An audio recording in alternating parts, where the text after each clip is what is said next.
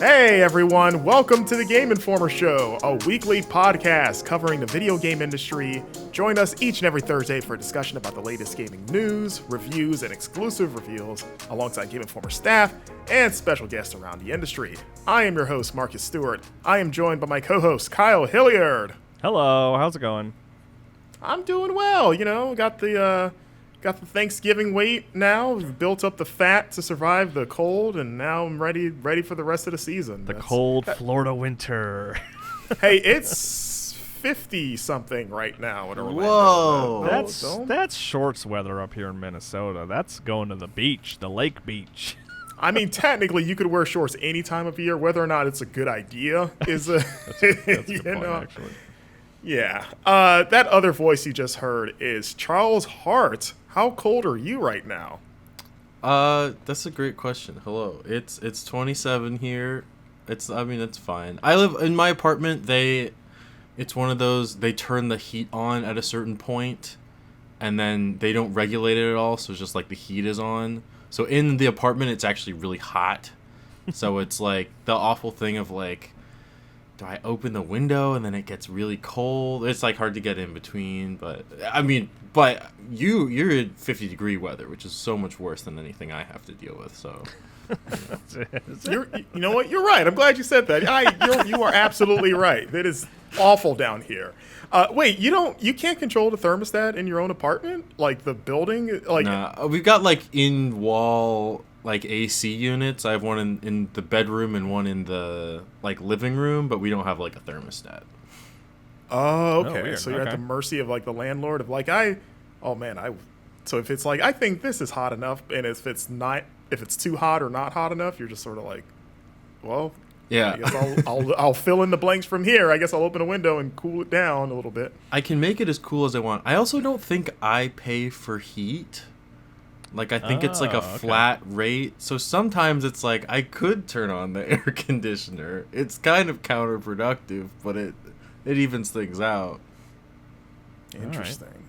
That's one of my biggest I things want a house. about like I'd love to have a house and not have to deal with that. It'd be great. the cry of every Gen Zer. I want a house, please, for the love of God. Can I get house. one? It's like my biggest fear. Like I grew up in Florida, which obviously gets very hot down here. So I've always lived in places that had air conditioning because you have to have air conditioning, or else you would die basically in the summer. And I remember thinking that was just how life worked until I traveled to like California, where air conditioning is optional because it's so mild over there. And to this day, I just cannot understand why you would ever choose to live somewhere that even if it's like relatively mild outside, like I need to have air conditioning. Like I need the option. Oh, no. Because like, Absolutely. it might be hot one day suddenly and it's like, oh crap, I don't have air conditioning. And having fans on sucks because like if fans just blow the hot air on you, it doesn't like cool the air, No, so air conditioning is required no matter where you live. It's like how I feel about it. It's, some places don't even, and this again, maybe this is growing up in Florida / the South, learning that some places don't even have ceiling fans like that, because I've always been used to ceiling fans being standard, and then you go somewhere like, wait, where's your fan? They're like, what do you mean? We don't have one. And it's What's like, a fan? I thought that's just what houses came with. Like you just had, you had a default one so that you don't have to go buy one. Like when you buy one, that's like extra fan, not like the fan. So, yes, parts of the country are weird. Turns out. The moral of that story. And Florida is the only right answer. And I immediately felt disgusted saying that, and I'm going to take everything I just said back. This is a weird time of year, guys, for video games, because we're kind of on the other side of the fall rush now at this point. I guess it'll be almost December by the time this airs. It'll be, I guess, the last day of November. Yeah. And, there's not a lot of news, and releases have slowed down right now. We have the Game Awards next week, which, next week's show we'll dive into all of the happenings, the world premieres, who won what idiot rushed the stage this year, all that good stuff. They're beefing up security. No stage rushing, hopefully. Yes. Bubba, the security guard, we're going to be praising him. But like, man, he did a good job tackling that one guy. But until then, we're coming off of Thanksgiving break last week. You guys held down the fort. while Alex and I were, I guess, dead according to the graphic you guys had up. That's right. Yeah. Well, I wanted you to rest peacefully on your time, not on the show, so I put rest in peace. And Okay. it seems like you did. It was a peaceful time of chilling. Yeah, I guess so. I like to think I rested in power, but Sure, I mean, same initials. true. Same But as, whatever the case, the twist this week is you're not dead. Neither is Alex, to be clear. He is. Yes. He's also not dead. he's Well, not- we have no evidence of that, though. We just have to take our word for it. He's been busy posting things on Twitter, kind of giving clues of what he's doing right now. But yeah, now that we're on the other side of Thanksgiving, I thought this will be sort of like a Thanksgiving hangover episode. Because we took a few days break. We had our delicious meals. We hung out with family, at least probably, I assume, and also played a lot of games. Some games new, some games old, or like games that we got too late. Like you think we all talked about offline that we took some time to dive into some backlog games. And I thought, we just dive into that. Just talk about what did we catch up on over these last few days. But before we get into that, I need to know, Thanksgiving dinner. You guys all had one, I assume? I cooked one. I made one. Okay, you made it one. Okay, so step up. I need to know how your dinners went. And most importantly, what was the best thing that you ate at Thanksgiving dinner this year? So, Kyle, since you made yours, I'll let you start. I mean, okay, that you're putting me on the spot to a certain degree because it's like I did cook pretty much all the food. I think it was the best turkey I've ever made this year. Okay. I put apples inside the turkey, which helps it stay moist. I'd never done that before, so that was like a big upgrade to the turkey this year. So the turkey was very good. Did you put whole apples, or you cut it up in I the cut up like slices? 3 apples into quarters and put it in there, and it added. It didn't really change the flavor a lot, but it kept it like moist. And I think it was like the best turkey I've ever made. I've probably Did made you like eat the apples No. afterwards? Is that a good idea? It's just for like it just adds to. It's like a part of the cooking process. It's like you don't need the Right. spatula. It's like a tool. Yeah, exactly. There'd be nothing wrong with It's those not apples. like I was like, did you pull out Yeah, I some don't like think so. mushed baked apples that had soaked up poultry juice and said, "Here you go." Applesauce. Yeah, I Yeah, didn't. I turkey just flavored kind of I let them be. applesauce. I mean, I had because I was like, I just want the turkey. We don't need this other stuff. But then I had a couple guests. Shout out to former Game Informer editor Cyril Vasquez came by. Hey. And he made this like crazy s'mores cheesecake that was like fully like an original Ooh. recipe that had like M&Ms and stuff in it. It was really good. M&Ms. Yeah. Okay, so is it like a graham cracker crust? I assume Yeah. s'mores. Is it a chocolate base with marshmallow on top? Because that's what I'm thinking. I don't even really know, to tell you the truth. It was just this like lovely collection of sweet flavors that all like, and the graham cracker crust was like chocolate, like a chocolate graham What? cracker kind of thing. Okay. And then marshmallows and cheesecake and stuff. And he served it frozen, which made it like was really good. And then Alex Van Aken also came by and made this like peanut butter meringue. Oh, he made it. Pie. Yes, he did. I remember he was afraid 'cause he sick, wasn't feeling and then well. he got Yeah. healthy enough to come to Thanksgiving before heading off on another work trip. And that was really good too. So I want to shout out both of their additions, because I can't shout out too much of my own stuff. Like everything, I made everything else. So like, Why not? All the hours you spent slaving it, I would talk it up. Like, yeah, I spent 5 hours making this, and it was amazing. Okay, you know what? I also made a pumpkin bread cheesecake, which is like Ooh. pumpkin bread on the bottom, cheesecake on top. I'm still picking away at that thing in the fridge. That was really good. Double I don't think cheesecake Thanksgiving. Yeah. I don't think I've ever had cheesecake at Thanksgiving. It's usually like Come to my regular house. pie is kind of the like pie and cake are kind of the standard, but like not cheesecake. Maybe it's like I don't know. Mixing it up at the Hilliard Godbold household. Sounds good. Well, Charles, what about you? Yeah, mine was not. It wasn't as star-studded as Kyle's. It got all the No Game cameo Informer's appearances. greatest hits. Yeah. Right. No, mine was kind of weird because. Oh, right. Reiner actually stopped by the day before because Did he actually? He dropped off. Yeah, he dropped his daughter off to hang out for a couple hours. That's So he hilarious. was like, like he was in the sort of the credit roll at the beginning, featuring Yeah, Andrew Ryan. the forward. Yeah, the post credits. Yeah. Mine was, we always go to my grandma's house. My grandma has 3 sons, and usually all 3 of them are there, plus like one of their cousins. So there's like 4 families worth. And this time, one of the families is divorced as of this year, so like half of them were gone. One of them stayed up in Cleveland where they live, and then the other cousin was off somewhere else, so it was like drastically diminished. And also grandma she's like 80, and she also has cancer, but it's fine. She's had cancer for Okay. like 3 or 4 years. It's just kind of there, but it's not like you would never know looking at her. I don't know. I don't really understand it. But she didn't want to cook, which is fine. So we like ordered these like Thanksgiving meal boxes that comes with like turkey and green beans and rolls and basically all the stuff you would need, so she didn't have to make it. Okay. And what was good. the best I thing in made- those boxes? Yeah, can you say where you got it, or It was the should we get sponsored by them? the Fresh Market. Okay. Oh, the fresh. yeah. I went to one of those.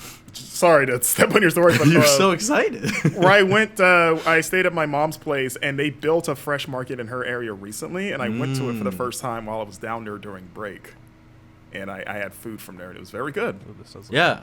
Weirdly, like, very bougie grocery store Yes. Fresh Market is. Oh, it is the ultimate, like, it's where you go when you want creme fraiche. It's like if Trader 'Cause you will not Joe's had a find it Trader anywhere. Joe's. Like, it's just the next exponent on it. It's like, what's a step in the bougie ladder above Trader Joe's for, like, the super, like, foodie people? I mean, in Minnesota, it's Kowalski's. You guys know Kowalski's? No. No, yeah, it's like you walk in and you're like, I don't think I'm supposed to be in here. they check your bank account at Yeah. the door. Like you're not you don't earn enough to shop here, sir. But yeah, I think the I don't think the box were any of the highlights. The things that we brought were, my mom makes mac and cheese every year. That's very good. That's like her signature Helene Harte mac and cheese. And then I did roasted Brussels sprouts. So those I like those both probably more than what was in the boxes. But those are also like my 2 favorite foods. So Brussels sprouts, favorite food. You heard Kyle, it we first. had a Game Inform. There was like gonna be a morning meeting that got canceled or something, and a bunch of us were just hanging out in a voice call last Wednesday, and I mentioned Brussels sprouts, and like 2 or 3 people were like, "Absolutely, Brussels sprouts, best Really? vegetable ever," and I was like, "I love them too. I never heard such an outcry of support." I said that it's depending on how you cook Brussels sprouts, it's the best thing ever. Like if you do like the like bacon with like some sort Well, of like that's cheating. like a sweet glaze. So you put syrup and bacon on it, and it's delicious. Wow, what a surprise! I like them like crispy. Like I couldn't do like a pan sear here just because it was gonna be too long between when I cooked them and when I brought them. But if you can get them like right out the pan and they're like crunchy, like Yeah. I have done that. Yeah. By the way, like Brussels sprouts, we have no beef in my Brussels sprouts. I don't throw bacon in them, even though that's important. But I'm good with Brussels sprouts. I like a Brussels sprout, but like I would be hard pressed to add the word favorite food to its description. I think it's favorite vegetable. Okay, all right. I use the like- words favorite food for the record. So, Okay. So not number Charles, 1, but like top 10. I would say top 10. Wow. Okay. Good on you, Brussels All right. sprouts. Pride of every mother out there. Try to get your kids eating. You're like, nah, give me more. You can't give me enough, Mom. Yeah, I had dinner with my family. My aunt cooked, and like I think my grandma helped, but I think it was primarily her. Didn't bring anything. I brought myself, which I mean that's the tastiest dish Your of all. appetite. Am I right? Yeah. Did you use that line when you showed up? No, because You should just brought a pan, like an empty pan with aluminum foil on top, and been Just like, sat on it. yeah. yeah, or you like peel it back. They're like, "What's in there?" And it's just a picture of you. Yeah. So, yeah, the big hit. Remember that for next year. But it was like kind of the normal stuff. You go to any like black Thanksgiving dinner. It's like you know what you're gonna eat. The fixins, like you get your turkey. We had 2 kinds of hams. You always have to have like a pot roast or like a beef brisket sort of a thing there. Oh, so you went triple meats. Yeah, Or triple quadruple, meats. because there's 2 kinds of ham. Yeah, I guess technically, I guess it's Wow. quadruple. So it's like there's something for everyone. If you want to eat a dead animal, you probably have like one that you're gonna like. There was also crab cakes as like an hors d'oeuvre, Whoa. which I don't think I've ever had at Thanksgiving. But I like crab cakes. I was like, yeah, I'll have one of those. You gotta have your baked mac and cheese. You know, that's staple. You gotta have your candy yams with marshmallows on it, which is probably the best thing. Like, you know, they had 2 trays of those because that's how popular it is. You gotta have your collard greens, your stuffing, which is always hit and miss. Had the Hawaiian sweet rolls, which I mean you don't make those, but no one can make those, right? They're the recipe It's is illegal. secret. The only way to acquire them is to purchase them made. That's just how it works. I think they dangled the written recipe over an active volcano in Hawaii to keep it safe. Just a little heat-proof bottle. So yeah, I got to have those and like 50 million desserts. There's like, I'm talking red velvet cake. I'm talking lemon cake, which is my personal favorite. As much as I love red velvet too. Sweet potato pie. We had apple pie and apple cobbler, which is like basically the same thing. Yeah. Was it I 2 thought- different people? 2 different people brought Okay. it. I And I don't know if there was beef. If you put pie and cobbler in front of me, I think I will go cobbler, even though I couldn't even tell you what the difference is really. I think the There's like less. 'Cause I like a- less I like breading, a- right less. I guess technically because pie has the bottom crust and yeah. cobbler doesn't, which is honestly why I would probably lean more pie because I like an even crust to filling ratio, especially with fruit pies. And like, you know, I don't want too much fruit, you know, which you run the risk of with cobbler, unless you're the jerk that takes all the crusty bits and leaves mostly the fruit bits behind. Well, then you got another problem going there. Yeah, but yeah, banana pudding, which you know, also you got to have vanilla wafers and stuff. God, this all sounds good. Brownies were there. How many people would you estimate were here? Not too big. It was actually smaller this year compared to past years, just because some of us have moved, you know, elsewhere. Especially the cousins that are like roughly my age. We've all moved away now for the most part. So it was smaller than it has been before. Probably like 12 people roughly, like some Gotcha. cousins and my aunt's friends. So it was a more intimate affair, but still fun. Played some Uno. I haven't played Uno in a while. Oh. Did you know they like there's like a new Uno, or maybe it's not new. It's Uno? Dose? Yes. Dose is a thing that I've never played. Dose is a thing. I've not played it either. I've not played this Uno either, where apparently there's a card where you can write your own rules. It's like a blank card, and they're like, yeah, make up your own rules. And like one of the new cards that is like they made for you, like is like shuffle everyone's hand into the deck and basically restart the game. It's like Fiber Jar if you're a Yu-Gi-Oh fan. It's really weird, and I didn't know it was in there till my cousin played it against me, and I was like, what is this fake card that you just threw down? And yeah, Uno's wild. The Uno metagame has changed, guys. Wow. Oh, okay. Yeah. I played a cool game.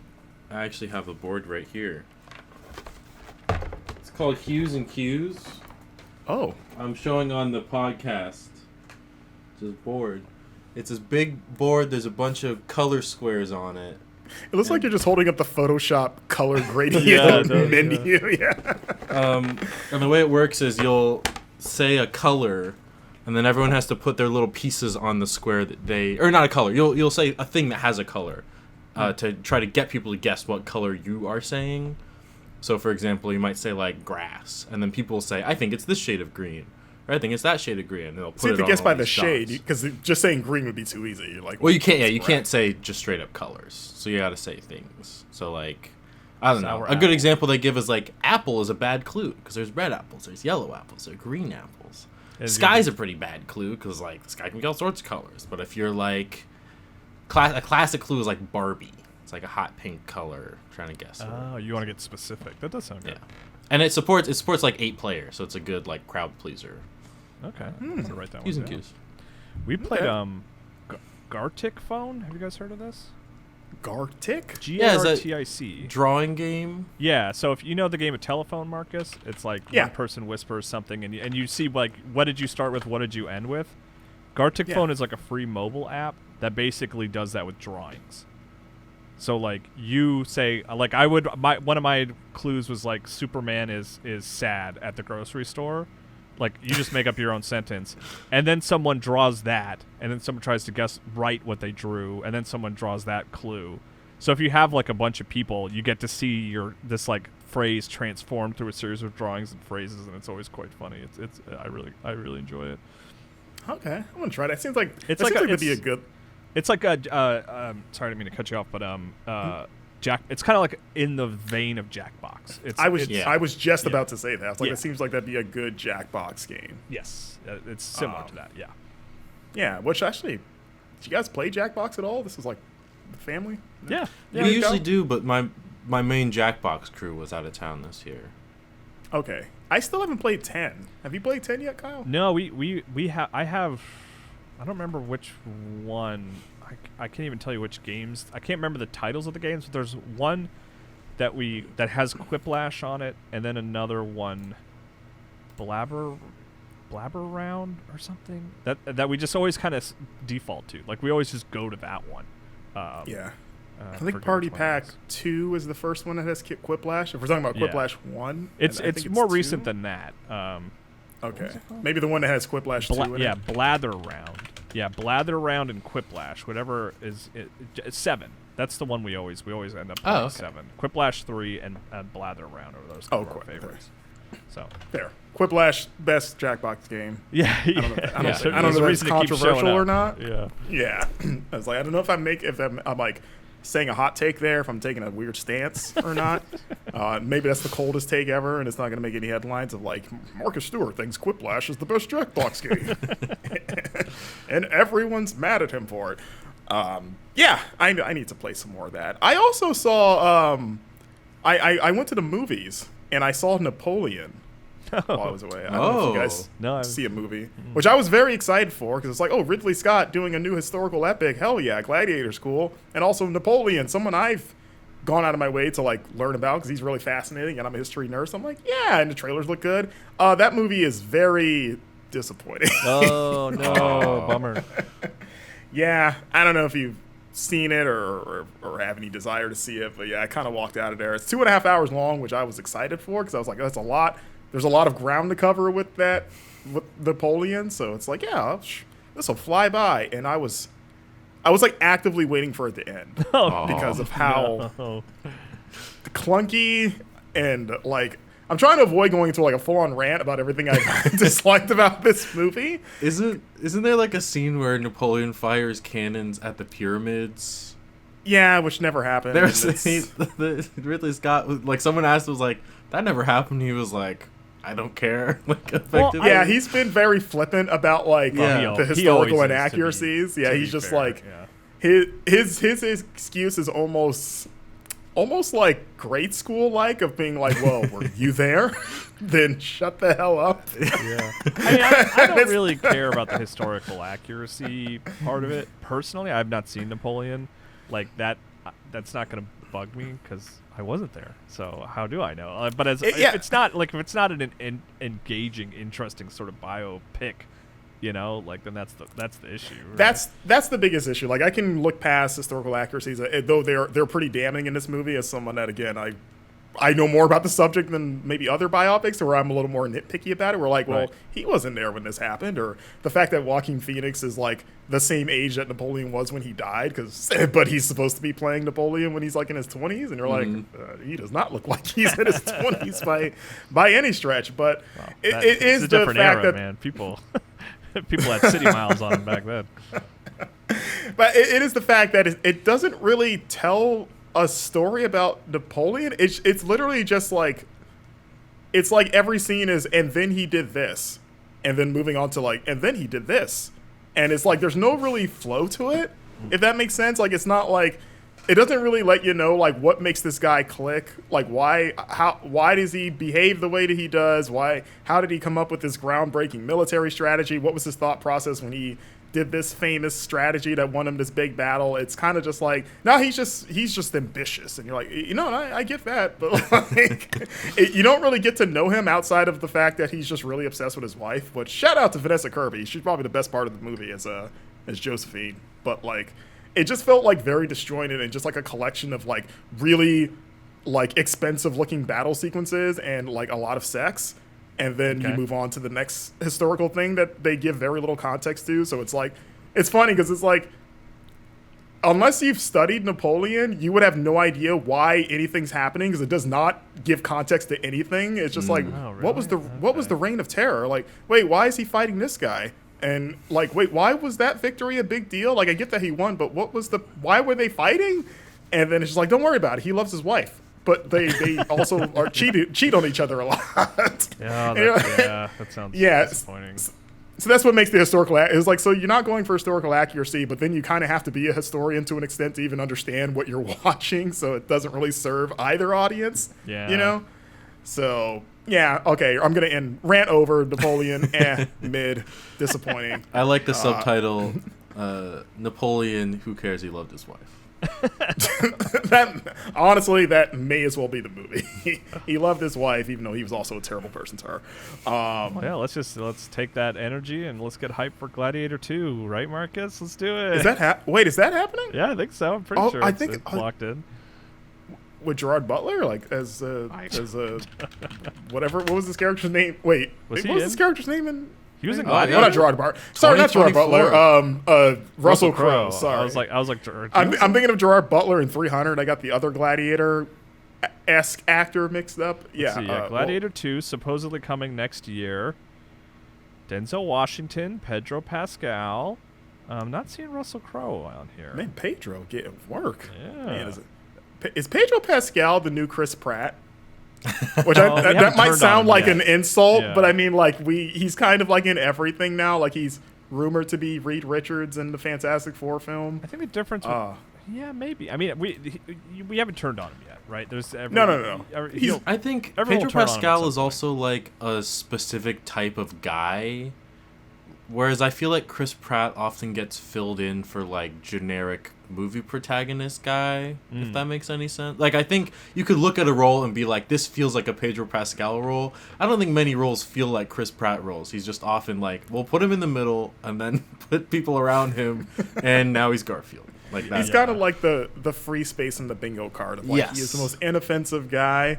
So if you have a character that does really not require specific performance, you could just throw him in there. Whereas, and I say the Chris Pratt comparison not as a slight on his acting ability, because I think Pedro Pascal has more range as an actor than Chris Pratt in terms of like just look at the roles he's done. But it's just like, man, it feels like he's everywhere now. To where like sooner or later, he's gonna be in that Mario movie sequel as like a beloved character. I can't wait until they put Wario in one of these movies, because whoever voices Wario, I'm gonna. That's it. That's Pedro Pascal. But it should be Danny. Okay, here's Danny DeVito, Wario, Pedro Pascal, Waluigi. There you go. I'll take that. Okay, that's fine. As long as you get Waluigi, I don't care who plays him, basically. Yeah. Or it's John Krasinski. There'll be another internet campaign to be like, what if John Krasinski was Waluigi? That's what the sort of sequel to Mario Brothers will be, right? Is like more of the sort of core people that didn't appear in the first one, right? I assume. I would imagine you do at least Wario and Waluigi just to get more plumbers in it. Or at least Wario. Or supposed plumber-facing characters. I guess, do they want to save some? Or are they going to sort of sprinkle them? They'll get Daisy and Wario in there and be like, oh, we're holding Waluigi. We're not ready for him yet. We're not ready for... the world's not ready for Waluigi. One of them, to me, is like... I feel like there's a Mario Galaxy movie somewhere in here. Like, I feel like there's one where, like, the core cast gets sent into space and then Rosalina's there. That just feels like maybe the third one. Honestly, I could see them jumping to Galaxy with even the second one, just because Rosalina has become... She's kind of skyrocketed up the, like, totem pole of Mario characters in the last decade. There's that Luma in the first one, too, so... Yeah. That's true. She's my main in Mario Kart. I always go with Rosalina and a motorcycle. That's who I play as in Mario Kart, yeah. Waluigi's my main. He's just the funniest one. That's kind of all it comes down to. He's just like... He makes funny noises when he does things, so it's like, yeah. He's purple, too. I like purple. There you go. Can you guess what my Mario Kart main is? I just want to know what... There's so many now, too. It's like... I want to know what kind of vibe I give off. For some reason, I think you would play as, like, you're a rare player these days, I feel like, who goes for the heavier racer to do more damage, right? Like you can knock people off the cart. But you don't. Donkey Kong's too obvious. So, I mean, I don't know. Do you play as Bowser? Wait, let me guess. Yeah, what's Marcus's guess? I'm going to say Dry Bones. That'd be good. I always play as Mario. Oh, Get outta here. so No one you're plays as boring? Mario. Is that I am. You also is fight as Mario in Smash Brothers? My brother Ooh. plays as Mario. What's wrong That's with the probably more. hearts? That's probably. I would say that's Andre's probably more. really good at Smash Bros. Though, I so would it's say- okay then. Playing as Mario in Smash Bros. Is probably more damning than using him in Mario Kart, because Yeah. Mario Kart everybody's kind of the same anyway, outside of With his weight. reason, But like, yeah. why would you pick Mario in Smash when you got Sephiroth right there? I know. Right? I always have this thing of like, if I'm like, at least when I was younger. Now I'm more adventurous, but I would be like, it's Mario Kart, so you have to be Mario, or it would be like a Sonic game, and I'm like, well, you have to be Sonic because he's the main. If I'm playing Mario and Sonic Olympic Winter Games, I'm gonna be playing as Mario or Sonic because those are the two guys. I always have a thing too of like, if I'm playing a game like a Spider-Man where there's a bunch of different suits, you can have your fun and game suits for like the middle of the game, but if you get to like the important moments, you got to be wearing like the box art suit. I do that Yeah. as well. I do. I mean, yeah. I wore the Miles's Bodega Cat suit during some serious moments, and I thought they added to it, honestly. To see that Sure. little guy pop out the backpack as Miles is like crying his eyes out over something, being really angry about wanting to get revenge for his dad and cursing Martin Lee's name, and the cat's just in the back Cats are licking like his that. paws. Yeah, I like to think the cat was like, yeah, like whispering in his ear, like bad influence, like, yeah, kill him, wow, kill that guy. Because that's his symbiote. Because Peter Is had the cat. the black suit, he has a very angry cat telling him to kill somebody. Wow. So that was my headcanon. I think it made Spider-Man 2 a better game, personally. Probably. Yeah. Speaking of games, we played a lot of stuff during the break. I got an idea of what some of you guys were playing, and I'm keeping this like relatively loosey goosey. But I want to know what you guys dived into, what backlog stuff. I could say I've played a bunch of things. I mainly had my Switch with me that I took down to my parents' place. So it was a lot of catching up on stuff like Mario, as we're talking about it. I finally played Mario Wonder, like I bought it, and I beat. The last thing I did was I beat the first airship, and now the game's starting to, as the kids say, cook a little bit. Whereas like up to that point, I was like, okay, this is fine. Like it's Mario. Like it wasn't like blowing me away, and I was like, oh, I like the wonder effects, but it's not like it hadn't hit that next gear. And now I'm getting to the point where like it's starting to do stuff. From like, okay, I see the wonder starting to emerge here. So I've been having fun with that. If you guys have played, have either of you guys beaten that? Much like your controversial Quiplash opinion, Marcus, Mario Wonder has just not clicked for me at all. To the point of like kind of a disappointment for me this year. Like, and I've never been the biggest 2D Mario fan in general, to be fair. I'm not very nostalgic for 2D Mario. But like I did the first two like ships, like I keep going back to it. I'm like, surely I'm just missing something here. But it's just, I don't know. I don't know why. It's just not doing it for me. Maybe I'm dead inside finally. It finally happened. I don't know. Finally. I have played it. I liked it. Kyle, I thought you were going to say, much like Marcus's Quiplash 2 opinion, hot take, Mario Wonder's a good game. No, I went the other direction. But, I haven't beat it. I was playing it with my partner, and then I don't know. We just were doing other things, so we hadn't gone back to it. But I liked it a lot. I thought it was... I was often... I'm not a huge 2D Mario person either. Like, I have often tried to go back and play, like, older games as you do to be like, I should know what this game is like. And I always have a hard time getting into, like, Mario 2D one specifically of, like, I don't know. I feel like I've played this, but more interesting. And I feel like Mario Wonder does a good job of, like, for the most part, every level there's, like, a new weird thing that, like, keeps me engaged in some different way of, like... I don't know. I feel like it keeps me on my toes in a way that it could easily feel the same every level, and it doesn't, which I appreciate. Yeah, I haven't played online yet. I've heard from people saying that it makes the game better for them in terms of like finding secrets and kind of like, I guess, like the joy of watching people figure things out and then sort of learning from them. There's a part of me that I'm in the same boat as you, Kyle. I think we're both sort of like single player minded and don't really want to be interrupted by like outside forces. But every time I come across that little weird transmitter tower, I'm always like, almost like this weird sense of obligation of like, this is like a big feature. I should turn this on at least once, right? But then it's like, I never know what a good time is because I'm like, I don't want to use it for this brand new level because I haven't seen it yet and I want to see it for myself for the first time. So I'm having a hard time trying to fit it in, basically. I turned it off. I've heard some people really love it. Like, I know Jeff Grubb over at Giant Bomb was like really singing its praises and was like, these kind of features need to be implemented in like all games moving forward. But I just found it too chaotic. Like, because basically, like, if you can imagine, like, Dark Souls ghosts, you know? Like, right. It's like that while you're playing a 2D Mario level, but they're not as transparent, I guess you could say. Like, they're more present, and, like, you can see what other people are doing, and I understand the value of, like, oh, I'm sort of part of this Mario community. We're all playing Mario together. That's kind of neat, but, like, I just found there was just too much going on, and it was distracting from what I wanted to focus on, so I ended up turning it off. Yeah. Was it sort of like Mario 35 a little bit? Not to quite that extreme, really. I mean, they are ghosts, right? They have some transparency. But I kind of, like you said, Marcus, I was kind of just like, guys, I kind of want to play by myself. You know? But you should turn it on. Just turn it on regardless of, don't worry about, like, oh, I want to see this level with fresh eyes. Like, just turn it on, and maybe you'll like it. I mean, some people really like it. Yeah, maybe I'll go back to, because, there's levels I want to go back to clean up, like, oh, I missed a Wonder Seed. I don't know where it is. So I'll use people to help me find that. Mm-hmm. Maybe, like, it'll be more of a tool than anything, I guess. But I'm still a little averse to, like, oh, brand new stage. Don't know what's going to happen here. I want a bunch of people to sort of muck it up a little bit. I don't know. It's a weird attitude, maybe. I don't know. But, I get it.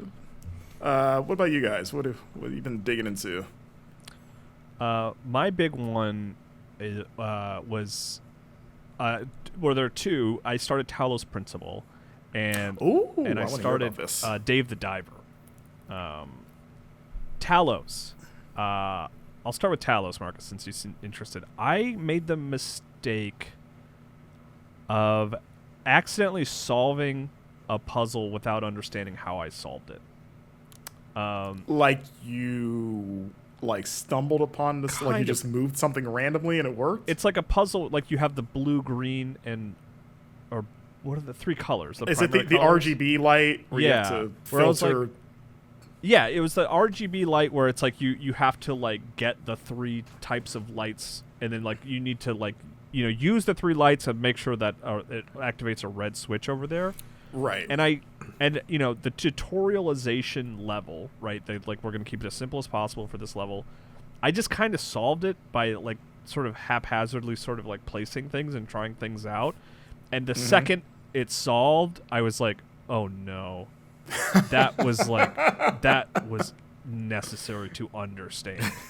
And of course, like the next 5 puzzles were all like based around that core idea. And I was like, I got lost. Like I got stuck. Like basically to a certain. I guess that's not fair. You understand like how that mechanism works because that's really all you need to know is like not it really. just. Because then I started having 2 of them, and like I was like, I don't understand why, like these colors aren't outputting that color, and like. I don't know if I just need to restart or something. I mean, I could just tell you now. It's very simple. Yeah, I don't want to go. I don't want to get into like Talos tips, but like, I mean, I'll just tell you how the thing works because it's. I mean, you should have learned it in the first. It's just that there's 3 lights. There's red, blue, green. Yeah, and basically you filter 2 of those lights, and then the third light is outputted. So if you filter red and blue, it's going to make green. Like it basically makes the light that you're not shooting through it. Okay. But then if you want one color, you have to send the other 2 through it. To be clear, does that make sense? Yeah, I mean, to be clear, it's not that I like did it and was like, this is impossible to understand, right? Like I know it's like a simple thing that I just sort of accidentally stepped over, But Okay. what it did is it just made me sort of start getting unnecessarily confused for like the next puzzle. It's kind of like Right. like how in Portal a big puzzle element is like taking your downward momentum and like using it as horizontal momentum to like get. Yeah. It's like if I had just accidentally fallen down and like got over the hump, and I was like, I don't know how I did that. And then the next room is like, oh, you got to use that again, but now we're going to add an extra sort of detail to it. And I was like, well, I'm still confused by the first detail. Like, that just happened to me with Talos. Now, that being said, everything else about the game I found really intriguing and interesting. The setting, the sort of design of like walking around. Like, I like a puzzle like a Portal puzzle where you're like in an environment and it's about like figuring out how to get out of here or how to open that gate by walking around and just messing with things. Yeah. Did you explore that city in the beginning? Because they give you the option of like, you can go on the expedition now, or you can just go walk around that city. I mean, a little bit. Not as much as I should have, I suppose, because I was like, I'm enjoying the puzzles. I want to get to the puzzles. So I went and like talked to like 2 robots, and then I was like, you know what? Puzzle time. Let's do this. Did you talk to the surfer guy? No. I don't know what that is. That sounds made up. There's the guy with a server voice, and he's like, I don't know if I like this voice box. What do you think? And you get to choose. You get to tell him whether or not you should keep it or find something else. But he basically talks like Michelangelo from Ninja Turtles, and it's very funny because he's the only one in the city that talks like that. You know what maybe I should do, Marcus? Is like I should like stream it, you know, in the way we do like replay every week, where like you just watch me play one of those puzzles that I'm sort of stuck on the base idea of. And you just explain it to me. And once I have that, you know, once I understand addition, then I can do subtraction, division, and multiplication. You know? Right. Like, I just need that, like, little bit of help, which is, like, it's funny because, like, I love this genre. I love puzzle games like this. I'm kind of surprised that I've gotten sort of confused in a way by this early mechanic. Yeah, I would even recommend, because you can find hints or not hints, like literally there's an item that lets you skip puzzles if you decide you just don't want to do it. You have to look for them. But I would recommend people, like, if you have those, to not use them for the first the first like 1 or 2 puzzles of any area, because you don't want to skip like basically you don't want to skip the easiest version of this mechanic and then have to start with the hard ones because you ran out of skips. It's like, at least get through those so that you understand what they're asking of you, and then save them for like, well, this like the 5th or 6th iteration of this I'm just struggling with, so I'm just gonna skip it. Yeah. So, but it does that thing which a great puzzle game does, where it's like you sort of the trick is like you look at something just long enough to not be annoyed with it, right? Like you're like, okay, how does this work? And then like the trick is like giving you the solution right before you give up. Like, there's no way to manufacture that. It's like magic as far as I'm concerned. But Talos is really good at, like, at being like, I don't think, how are you supposed to do this? And then you kind of stare at it for a minute, and, like, right before the moment where you're like, should I Google this? You're like, oh, wait, no, I got it. You know? And, like, that happened, like, 7 or 8 times, you know, in the first, like, 2 hours of the game. And that's the kind of sort of stuff I love. That, like, I don't like puzzle games that get overly complicated, right? I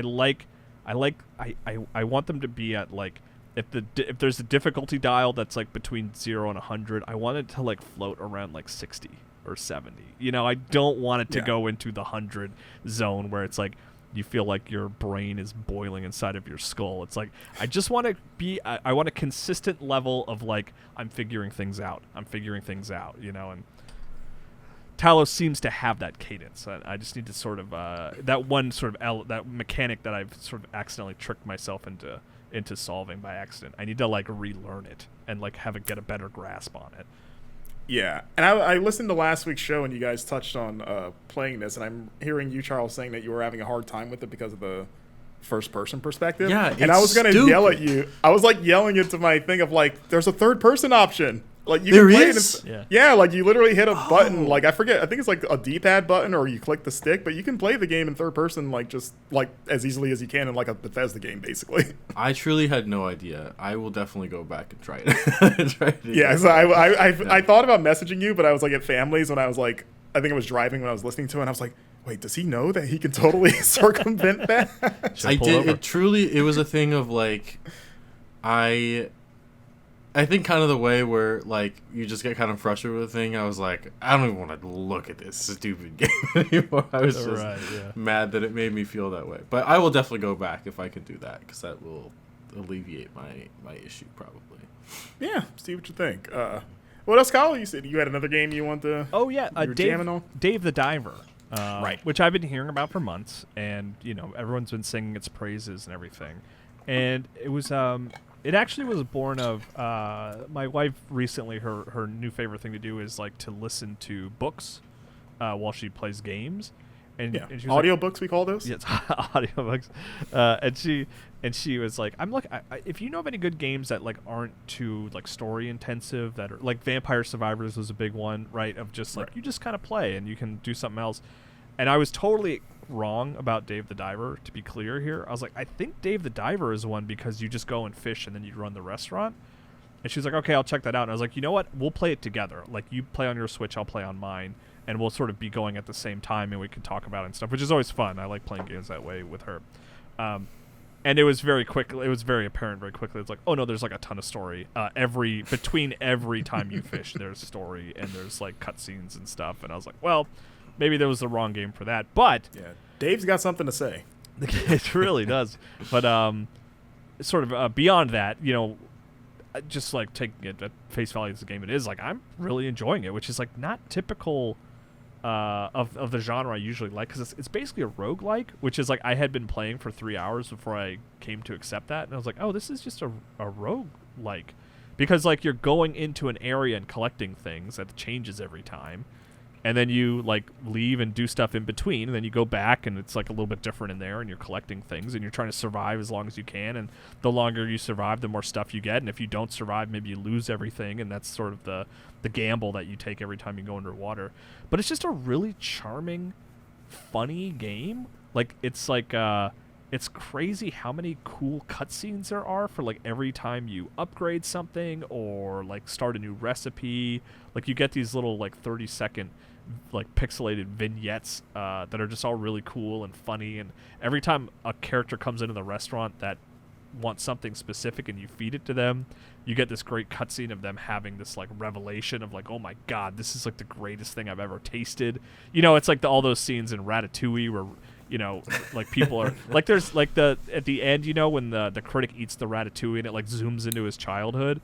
It's like that's like every time. Like there's literally one cutscene of someone like reverting into a child because like the soup you made them was so delicious. Okay. But so to be clear, the soup did not turn them physically back into children. No, it was just a cutscene of them imagining it. But that's some good soup. Yeah, and that's it's just it is a game that establishes a very strong loop. I actually don't really like loop games, right? I like sort of a sort of trajectory of like there's a narrative and a story and a beginning, middle, and end.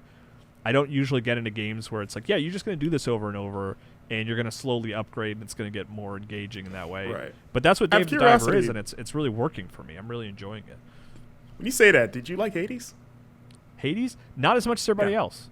Okay. I beat it, but I liked Undermine more that year. Oh, okay. That game's cool too. Yeah, I mean, not to be clear, it's always these conversations are always odd because like I liked Hades. Don't get me wrong, I played and beat Hades, but yeah, it was certainly not the sort of I don't know if it even, I think it made my top 10 that year, but it's like it just didn't.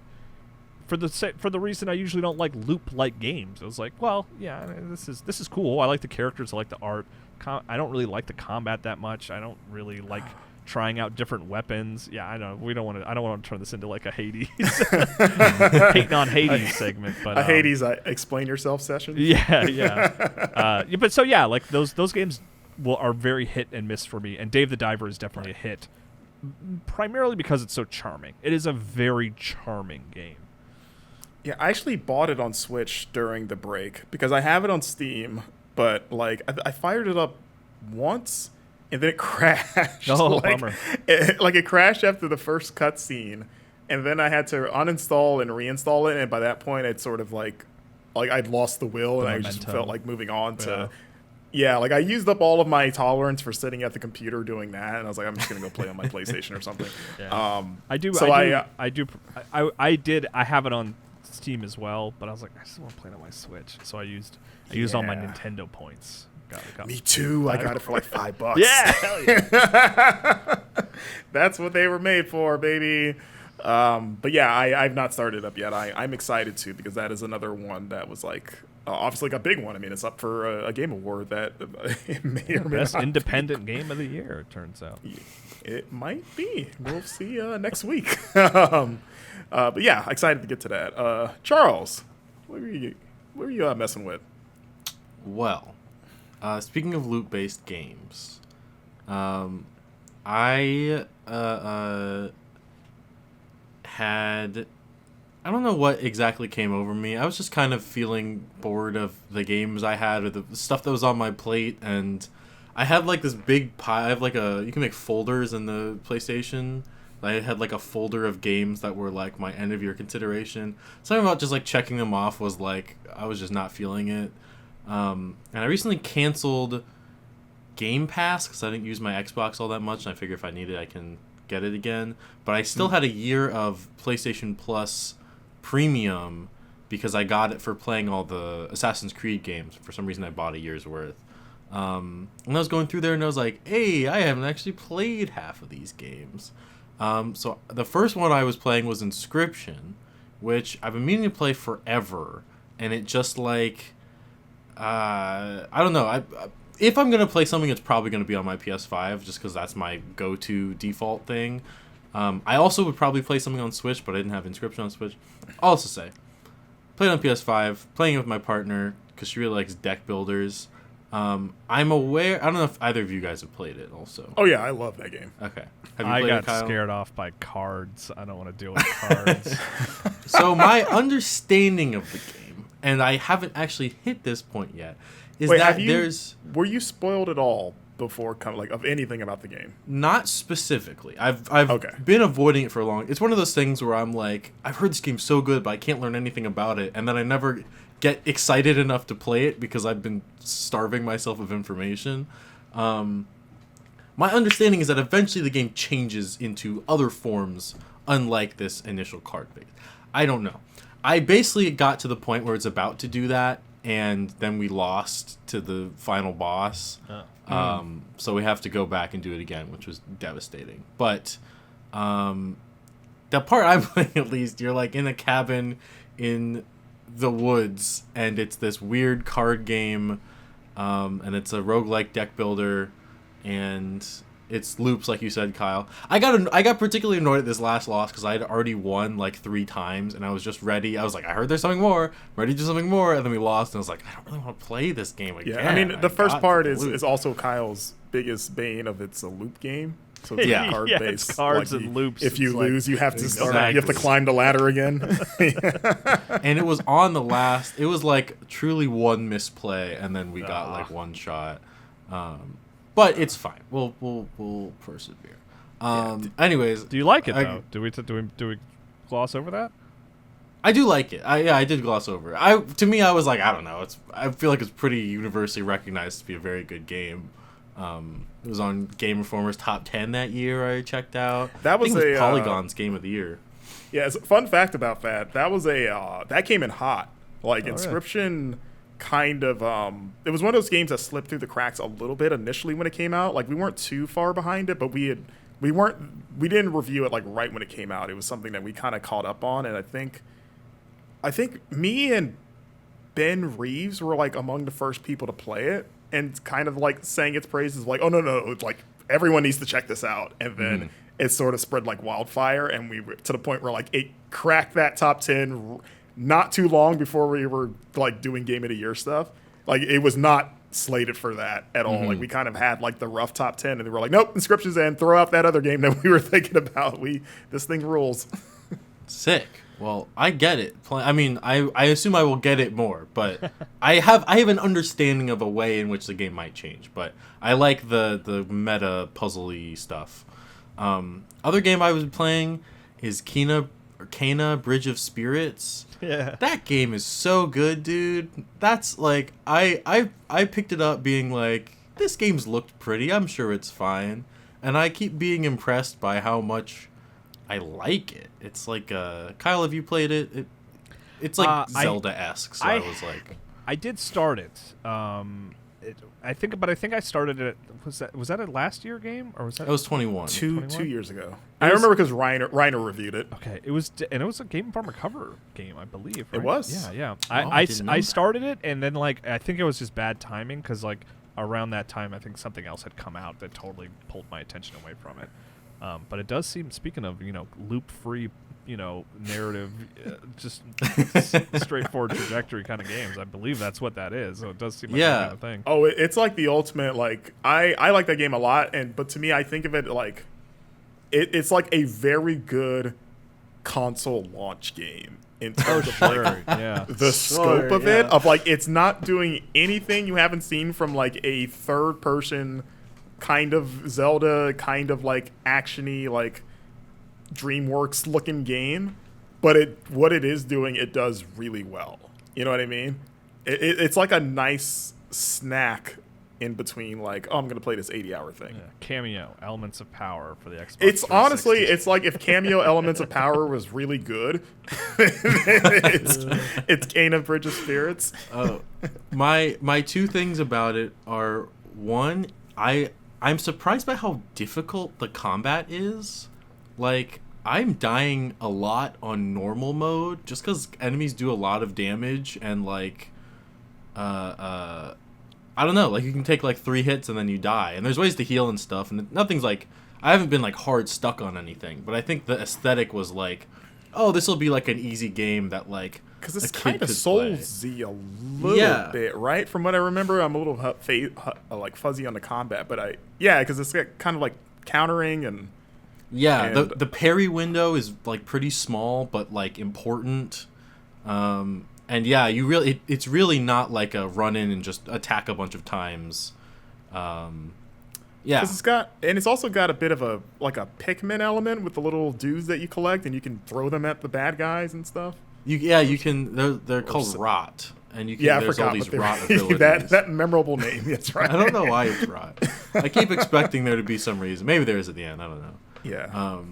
And then the other thing is like it scratched this weird like 3D Zelda itch for me that I didn't know I needed scratched, because like the new Zelda games are kind of different from like a classic 3D Zelda, but it's probably like one of the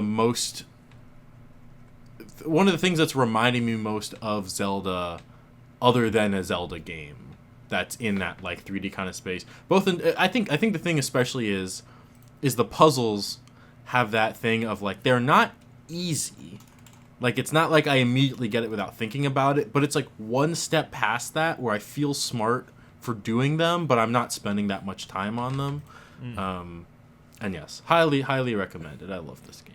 It's funny you say that, the Zelda comparison, because the studio Ember, I think it's called Ember Labs. It was because I interviewed the two brothers that are the head of it, because turns out they grew up in Orlando because their dad, I think still is, but for the longest time was like an executive at Disney and was like in charge of opening parks. Like he opened, I think, Disney Paris.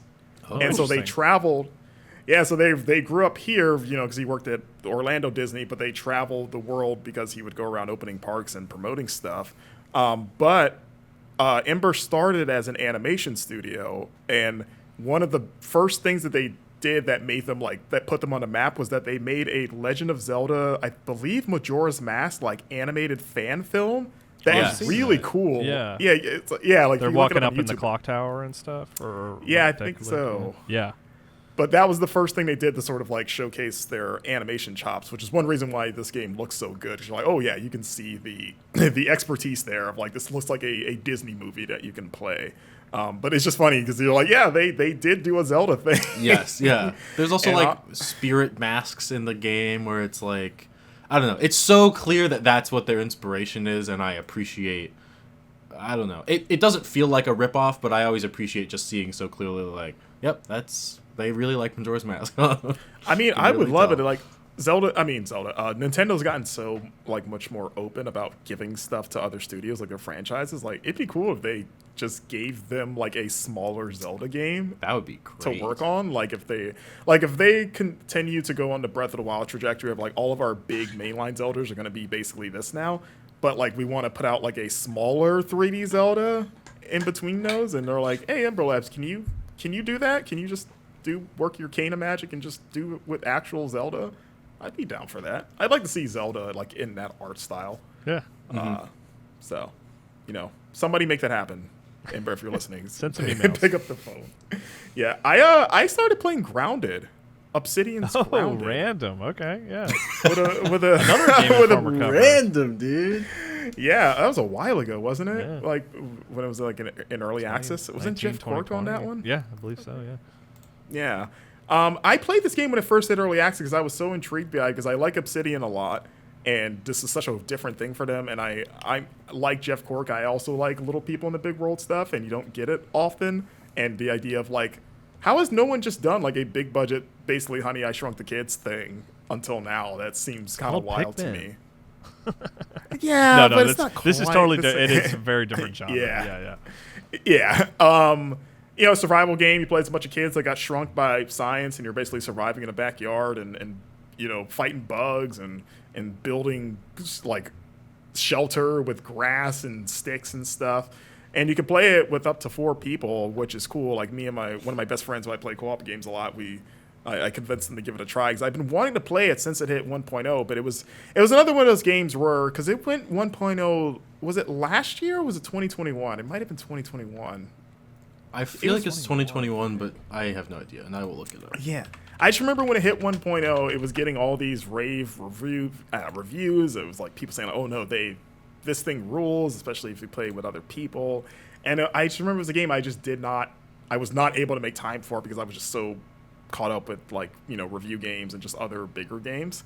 And so I always had it in my back pocket of like, I'm going to find someone and we're going to sit down and we're going to dive into this. And then Thanksgiving break was the perfect time, so I hit up my buddy, and the benefit of being on Game Pass is like, hey, it's just download it, it's free. We can easily access this, and we're having a lot of fun with it. We're still early. We played a few hours, built some armor and stuff. But man, that thing is so charming, and they've added a lot to it since from what I remember of playing it when it first hit early access, of like some quality of life stuff, like the crafting and survival stuff is. Because we're playing on like medium, which means you have to deal with hunger and thirst. But there's options to be like, hey, you could just play and not, if you want to play, I guess like easy mode, which is really just like you don't have to deal with the hardcore survival stuff. You can just be this invincible person more or less. But like, I kind of like playing with the survival stuff with another person because then you're always talking to each other about like, hey man, we need to find water like right now. Like we're both.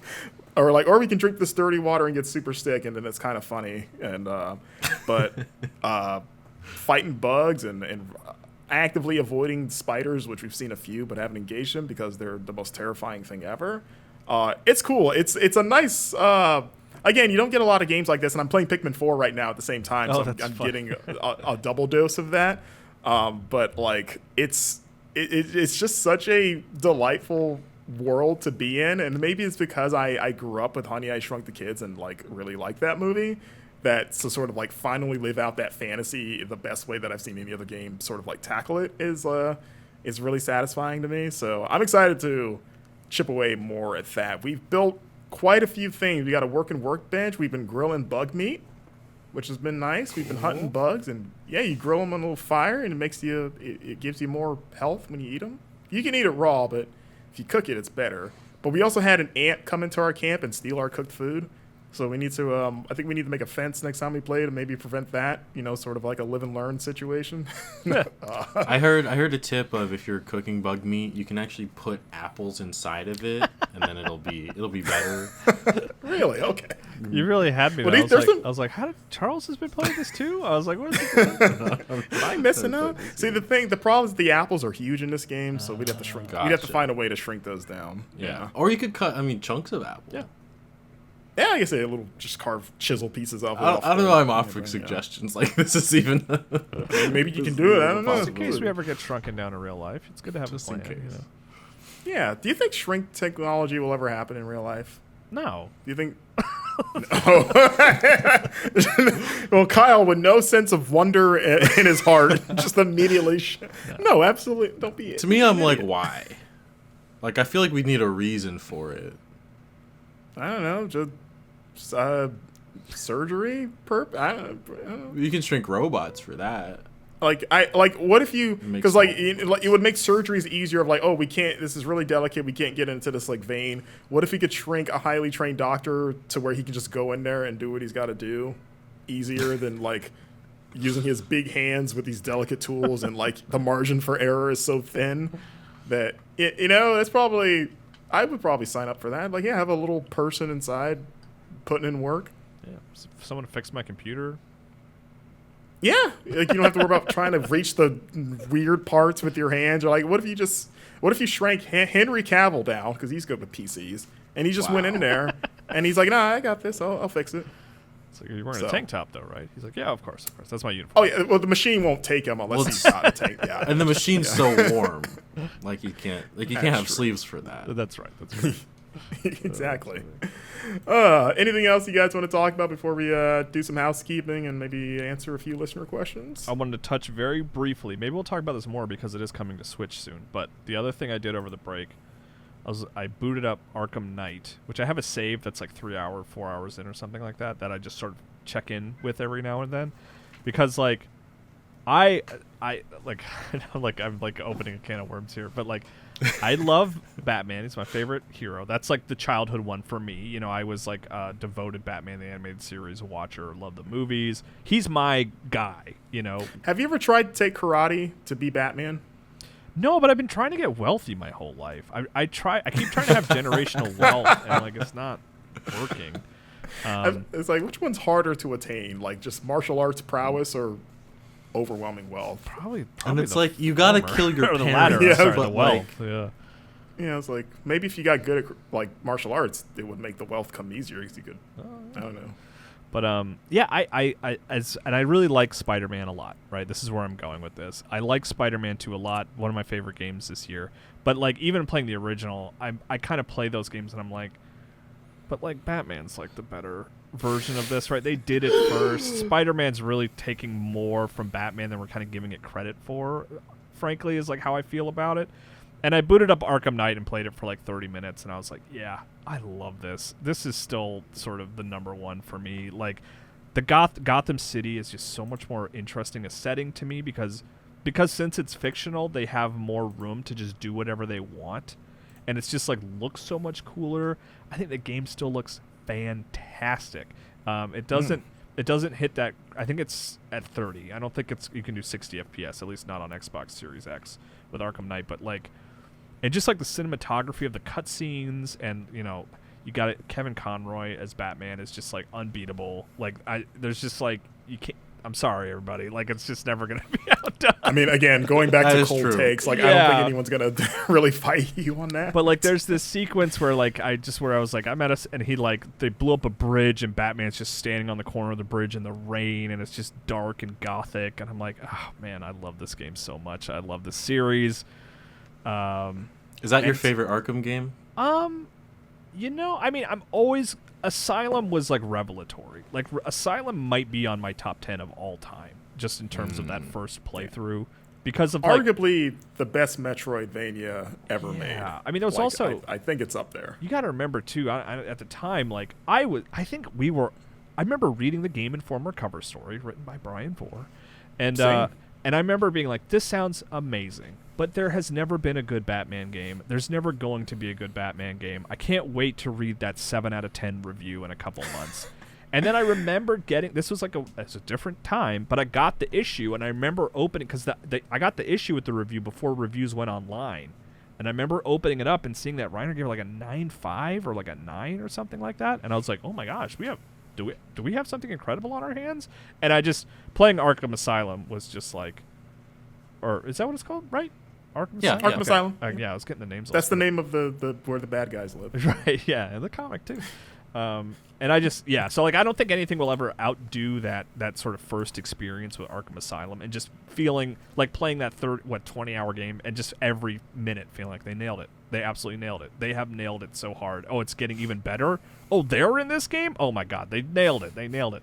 But like the one that I go back to is Arkham Knight. For sure. I don't hate the Batmobile. I know some people don't like the Batmobile. I like the Batmobile. I love launching out of the Batmobile. It is a game that I pretty much always have installed just as an opportunity to sort of run around this cool, beautiful, gothic city as Batman. And I love that game. It's still so great. And I'm very curious to see what that Switch version looks like. We'll see how that goes. Yeah, I feel like that game, like, I wonder if enough time has passed to where, because I remember when it came out, like, it did well. Like, people liked it. It just, like, it had its problems with, like, you know, the Batmobile, and maybe the story didn't quite land in some spots, namely the Arkham Knight. Arkham Knight's kind of rough, but, like, every other element, like, the way the Joker is implemented, the last couple hours with Scarecrow's sort of importance getting raised, and, like, I know people focus on the Batmobile and Arkham Knight, but, like, everything else about that game is so good. It's crazy. Yeah, like, I wonder if now we're in the stage of, like, hey, that game was better than it got credit for. Like, have we found, like, the way the Star Wars prequels have been getting their flowers with the generation that grew up with it, being like, these movies are great, everyone's dumb. And now they're looked back on a lot more fondly. Like, is Arkham Knight there now? I mean, Arkham Knight is so much better than the prequels. I don't know if that's very true. Yeah. I mean, but I get agree, what you're saying. I get what you're saying, absolutely. I mean, if we're not there yet, there's a chance we might get there when Suicide Squad comes out, and we go, remember Arkham Knight? That wasn't so bad. I'm excited for Suicide Squad, but mostly just because I like Rocksteady so much. But yeah, I wonder if I will be missing Arkham Knight when I'm playing as Harley Quinn. Yeah, they got to put a Batmobile in there. Have all four of them riding in it. It'd be cool. All right, let's get into some housekeeping here. Of course, big reminder, as always, if you want to support Game Informer, help us out. You can now purchase single issues of Game Informer magazine, which you can purchase at GameStop for just $7.99. I believe, I guess I don't actually know for sure, but I want to say the Avatar issue is available at this point. If it's not, it should be like any day, any second in the hour now. Yeah. But you know, you can definitely purchase the issues that have come out this year. I actually went to a GameStop on Black Friday just for funsies, and I saw several issues there on the rack, which made me made my heart grow 2 times as big. You know, it broke the little scale that the Grinch had. So, you know, be sure to check those out if you want to help us out. Great. You know, we do good jobs on those magazines, guys. Write a lot of cool stuff. And if you also want to follow us on social media, we are basically everywhere. You know, starting with our Twitch channel, twitch.tv/Game Informer. We will be kicking off another replay series in the next week. Not this coming week, because I won't be here. Yeah. But I might be too busy, actually. We'll see. Yeah, but we've got ideas. You know, we recently wrapped up playing Spider-Man for PS1, a Neversoft game, and you can watch that entire playthrough as well as our other replays on the Game Informer Show's YouTube channel. You can find us on social media as well. I am on Twitter and Blue Skies at Marcus Stewart 7. Kyle, where can people follow you? Kyle Hilliard, Kyle M. Hilliard. You know, you'll find me. That's one of those. I use my real name. No numbers. It's one of those. Charles?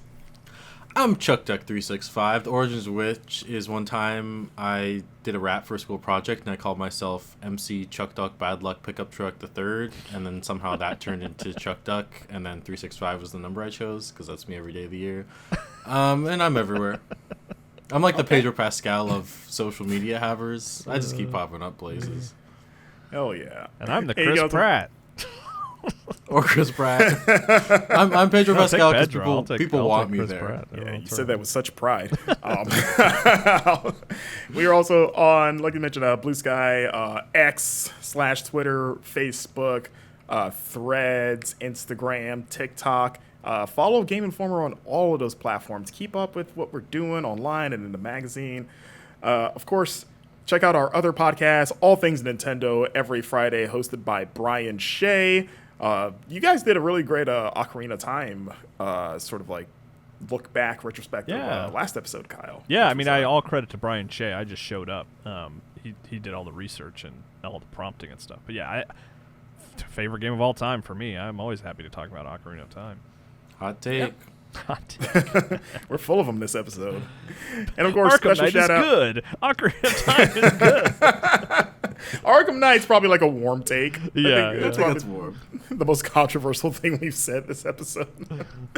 And of course, shout out to our awesome podcast editor, Matt Storm, aka DJ Stormageddon. Be sure to follow their podcast, Fun and Games, which I was on this past episode. We did a fun retrospective on Spider-Man and video games, running down a bunch of games that we grew up playing with the old wall crawler, and sort of talking about our favorite ones and just what makes Spider-Man work as a video game character. So check that out if you can't get enough of hearing my dumb voice on this show.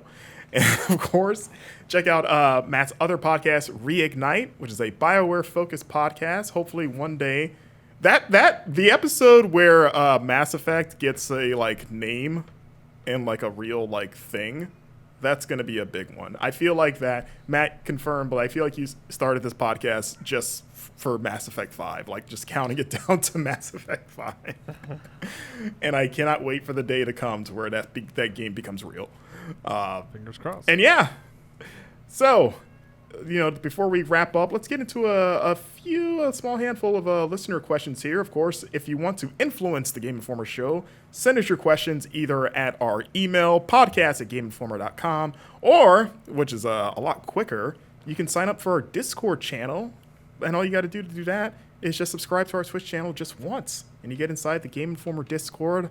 Wonderful community of folks there, and they are always great about providing some very fun questions, including this one from Quilgrim, where they ask, what would Kirby's new power or new defining element be if he inhaled you? Legs. Long legs. He just sprouts legs and just starts walking? I think it would be in one of the Wonder Flowers in Mario Wonder makes Mario just kind of stretch upwards. It kind of takes him and extends him. So I think it would be a Kirby ability where if you press up on the controller, Kirby just grows 10 feet. So do his feet stretch like his little red shoes, or are they shoes, or are those just his feet? I guess I don't actually know the answer to that. But or does his abdomen stretch but his feet are the same? I think it's legs specifically. So okay. So I think he grows legs. I don't think Kirby really has legs, feet on his, squishy body. His torso. I think legs manifest as he shoots himself upwards in the air. Gotcha. Okay, so he's almost like a lollipop now. He's like a shy guy on stilts. Yeah, he looks like a cake pop, like a pink cake pop. Yeah, with two sticks. Yeah. Yeah, 2 sticks. There you go.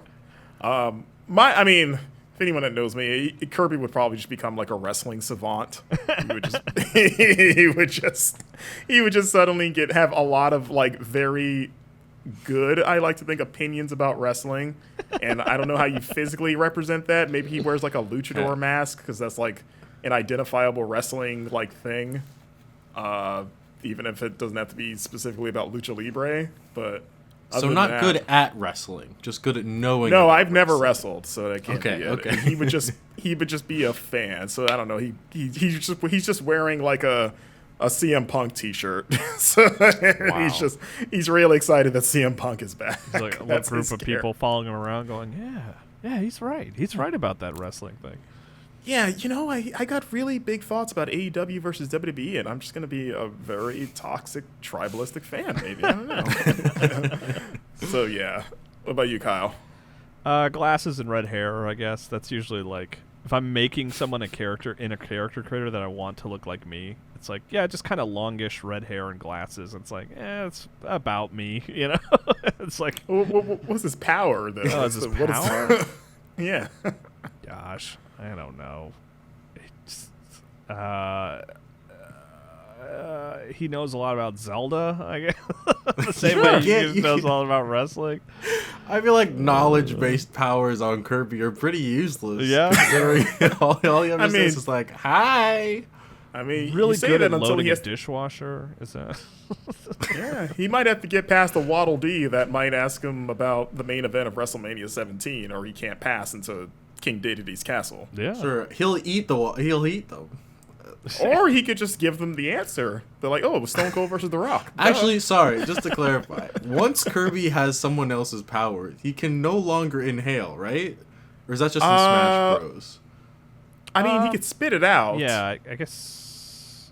Yeah, wait, hold on. Yeah, in the games, if you have powers, can you? Because then you just swap powers. I think you can still do it. Yeah. You think you still can? Maybe. Okay. In Smash Bros. You can't, but I don't think I played enough Kirby games to remember exactly. I was just gonna say, Kyle, he would if in Smash Bros. He would swap his ability to swallow people for having glasses and red hair. So when you press the neutral special, he'll just like look at the camera and then like hold up a picture of Link or something. Like, yeah, that's a cool guy. Holds up the Hyrule Historia. Like, Yeah. I read this. I don't know. Yeah, I was gonna say my favorite Kirby game is maybe the only one where he doesn't have the suction power, which is Epic Yarn. That's your favorite? I love that game. Really? It's so. Are you I sure? love the presentation. Is that a hot take to say that Epic Yarn is my favorite Kirby game? I think Forgotten Land, right? The most recent one. That's I haven't played it yet. Oh, that's the best I one. haven't played it. Oh, so that's why. That's why. That's why. I mean, I haven't played it, so maybe to be determined. But I think Epic Yarn's fantastic. You know what's fantastic Over is Triple this. Deluxe and Planet Robobo? Robobot? Robobot? Do you want to go down the line of all 37 Kirby games? I mean, those are the three good ones. Superstar Ultra? Triple Deluxe, Robo, and Forgotten Land. Those are the only three good Kirby games. Wait, Superstar Saga? Not a fan? Nah, not really. I mean, it's fine. I never really played it. It's Okay. Troidal Power on Discord presents us with this very deep, and I think it's going to be a big talker. What's the best temperature? 72 degrees Fahrenheit. Yeah, like 74, 72 is good. I was going to say, Kyle, I guess what's your house set to right now? I assume that's just I think the it's best one. 71 right now. I mean, because like that's like 70, 71, like that's good. Like I'm just going to exist weather. But if I'm going outside, I do want it to be a little chilly. I like a 68. Like I want a hoodie. You know, have me put on a hoodie to go outside. Maybe 60. Is that? Yeah. Do you like the warmth of a hoodie, or is it a style thing and you just need an excuse to wear a hoodie? I guess I just mean I like it being a little cold outside. It's not necessarily the hoodie. It's just that it's like I don't want it to be. I don't really like warm weather that much, which maybe that's why I live in Minnesota these days. But yeah, I was eager to move out of South Carolina because it was just too hot. But Can't wear hoodies there, really. Yeah. no, yeah. So like, yeah, if I'm going outside, I want it to be like 60, 65. If I'm just hanging out inside, then it's like 72, 71, 70. Yeah, 73. that's about where I'm at, like low to mid 70s. Like maybe, like my heat tolerance is maybe higher than yours just by undoubtedly, virtue yeah. of where I live. Yeah. Because there'll be times where, like, even in here sometimes I'll look at the thermostat, I'm like, oh, it's like 80 degrees. I didn't even notice. I should probably turn this on. But yeah, I'd say like a good 75 is like A-okay.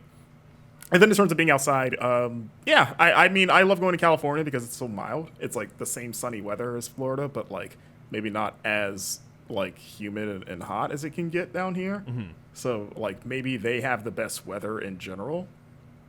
You know, Yeah, maybe. world's best weather, California, is that the award they get? Yeah, I don't think anyone would argue with that, honestly. I mean, for all the things you could dislike about California, the weather, I don't think is one of them. Yeah. Following this question, Logan via Discord asks, what is the worst temperature? That should I wear a jacket or can I get away with a t-shirt kind of weather? Or so cold that after you get into your house, your glasses fog up and you lose vision? Or so hot that you become self-conscious about your body? I mean, the high Kyle heats are like, that's a no-go for me. I like if you're in the late 90s, you know, if you're getting triple digits, that's like just I am miserable. Yeah. I I miss hate the it. late 90s personally. Can't relate. Because I was born in Let's see. 2000. That's the joke there. Okay. Yes. Well, I was saying, you guys wear glasses every day. Have you guys ever been in your home where it's so cold that they fog up? Oh, That yeah. sounds like something that would happen when it's hot. Is that a thing when it's cold? That It's fogs? because outside it's cold and like dry. So when you come into somewhere it's warm, like the moisture in there like just fogs up your glasses because the humidity okay, I change. got- Sometimes if it's like if it's really air conditioned inside and you go outside and it's like hot and humid, then like your glasses fog up.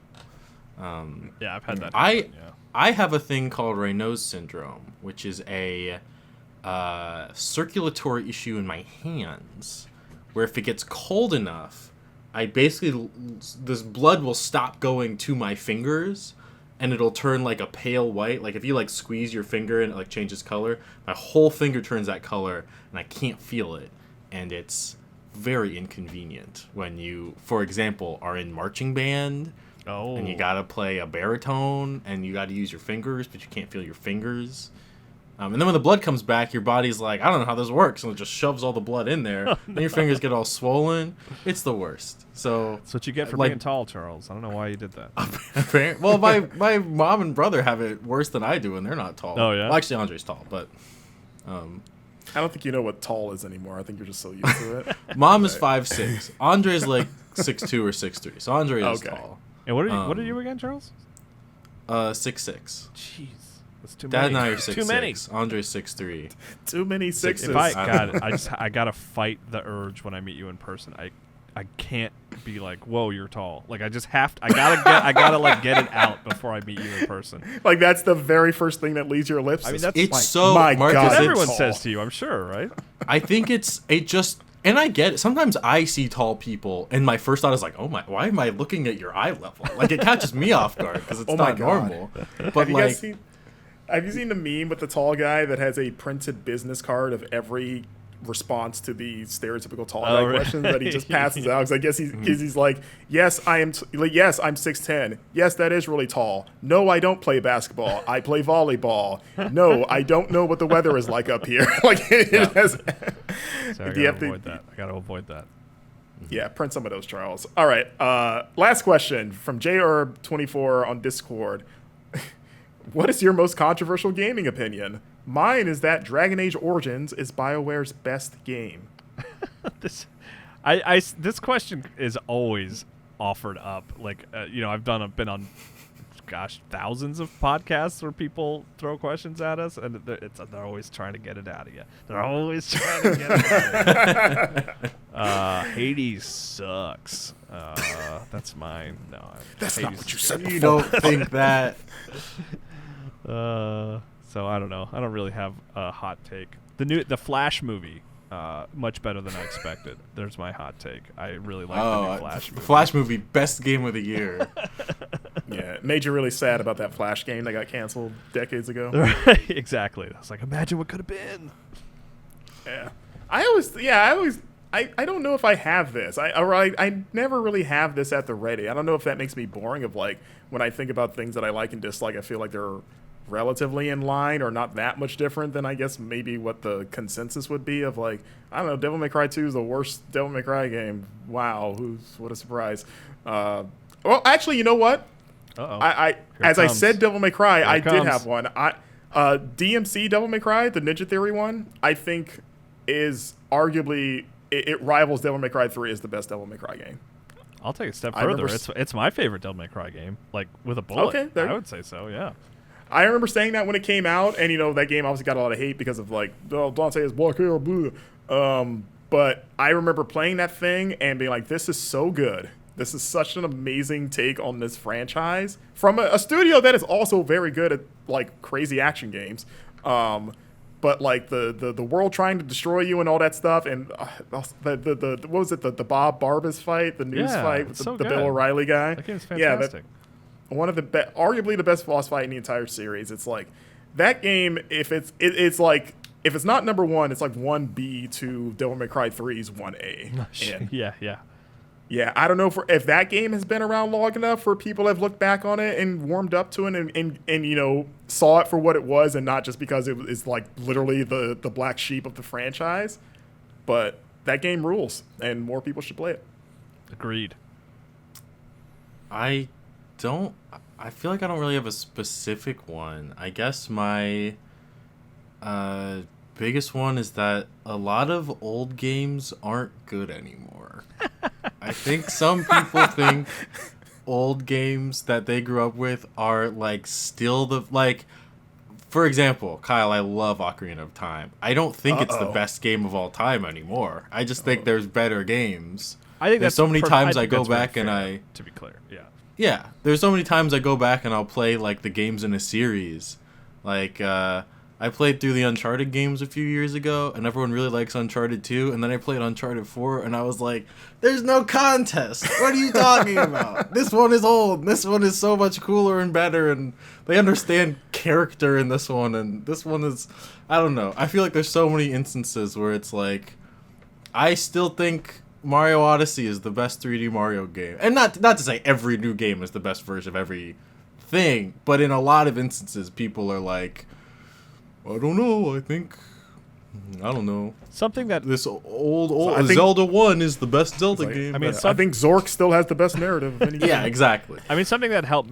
me a lot with that was having a kid and showing her stuff that I thought was the best, and her being like, "No, I'll play the new thing." They see right through your BS. Yeah. People that Yeah. are younger than you, they see the cracks that you can't. But yeah, no, I absolutely, Charles. I think that's totally fair. I mean, when GoldenEye got remastered recently, I remember talking to someone and being like, that's really, this is the game? And I'm like, don't actually play it. Just understand the time and place of like how important it was to us at the time. I mean, that's my Ocarina thing. Is like the reason I'll always call it my favorite game is because it was just so impactful for the time and place of when I played it. Like it just like changed my whole perspective about video games in a radical way. And I'll never be able to recreate that, no matter how good the next Zelda is. You know. And I think favorite game and best game should be completely distinct categories. Sure, is another sure, thing. sure. Of like, I think some people think their favorites are the best, and other people have convinced themselves that the best should be their favorites. And it's like, they should be complete. Like some of my favorite game, I talk about Sonic and the Black Knight a weird amount on this podcast, and I don't think it's a very good game. I started playing it the other day, and I was like, man, this rips. This is so cool. Sonic has a sword. What could be better than this? Yeah, it's. I'm glad I've never told you what my childhood favorite game is, so you can't stomp on my childhood memories the way you just did Kyle's. So, What are you gonna say? I don't.